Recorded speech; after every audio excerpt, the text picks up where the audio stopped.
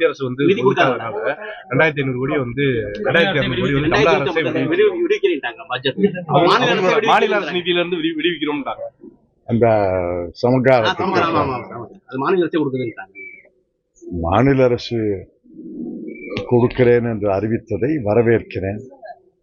மத்திய அரசுக்கு இப்பொழுதாவது வெட்கம் வந்து அவர்கள் நிதியை தருவார்கள் என்று நம்புகிறேன்.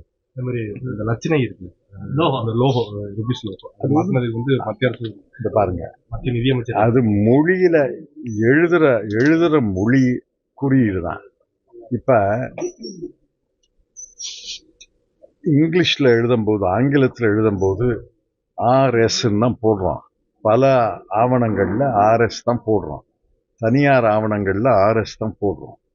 ஒரு குறியீடு இருக்கு, நான் இல்லைன்னு சொல்லலை. அந்த இந்தி எழுத்து R போட்டு ஒரு கோடு இருக்கு, அது இல்லைன்னு சொல்லலை.